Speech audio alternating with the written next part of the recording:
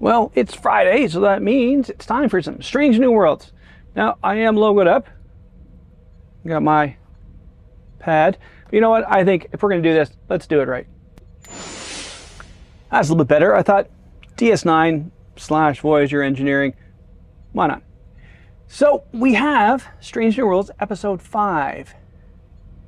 This was actually another good episode.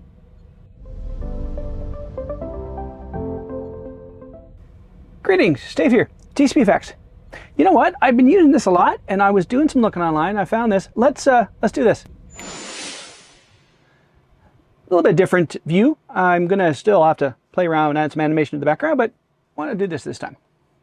So anyway, here we are, Episode 6, Lost in Translation. This, what's the best way to put this?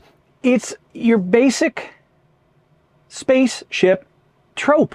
There's something going on, there's darkness and there's things and what's happening, and I don't know what the mystery is. It's basically mystery in space.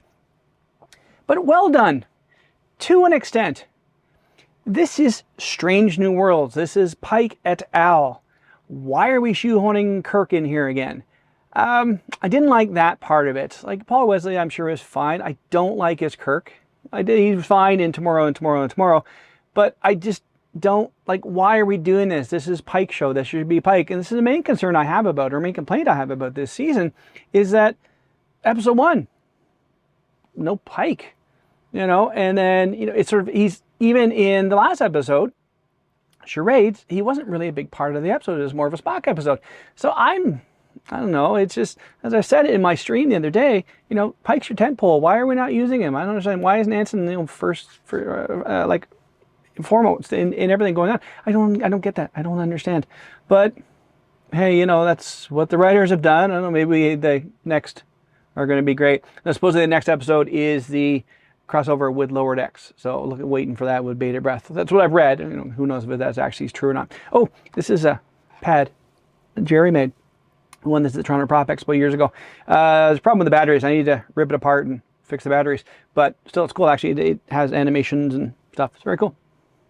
I want to make it myself. It's a cool design. Anyway, in the end, good episode. Now, obviously, I haven't said anything yet, but yeah, this is all going to be very spoilery now. We have things going on with Uhura, and she's hearing stuff. And then we have Hemmer came back, and we have a little bit of a, you know, tete-a-tete between Pelia and number one. And a lot of little stories sort of get wrapped up here. And I was racking my brains when Kirk said, "Hey, pleased to meet you." They've met, haven't they? And realized it was a time travel episode at the end of last season, so they actually haven't met. So that made sense. I was like racking my brain for a second. What? No, no. Yeah, okay. So, yeah. I don't see the whole thought process and shoehorning Kirk in here. Like, Kirk, we know is coming to the Enterprise. Like, we know that. Even if this is an alternate universe, as I've mentioned before, it's still Kirk he's going to be in charge of the Enterprise. We got the first meeting of Kirk and Spock, and okay. But it just, yeah, it just didn't really sit well with me. It should have been Pike, but there you go. In the end, it was a solid episode because it had that whole mystery in space vibe, and what was causing the problems. Where is all this coming from? It turns out it's coming from, there's an alien who's intruding into this particular dimension, and there's in the deuterium and all these things. And of course, Uhura is the one who can hear them because she has the excellent oral capability. Oral. And yeah, so it was good. It was good. I wouldn't rank it up as one of my favorites of this season, but then, you know, we had the first episode, which I wasn't a fan of at all. This ranks higher than that, but it's a decent episode. You know, it was good enough to watch. I sat down in one sitting. Sometimes what I do is I get them in the morning. I watch them on my iPad as I get my day started in the office, and I just sit through and watch the whole thing. And sometimes I have interruptions. You know, I should check on this. And with this one, I just sat and watched the whole thing. I just went right through it. So there is that. But yeah, it's sad when you only have 10 episodes that you have a couple clunkers. When you do 22 or 26 episodes in the season, yeah, have a couple clunkers, it's fine. When you do 10, anyway. So that is my take on the episode this week. It was okay. It wasn't great. It would give like a B minus. Give it a, I wouldn't go down as far as a C plus, but I give it a B minus. It wasn't fantastic, but it wasn't terrible. It was Star Trek in space, and we had weird things going on.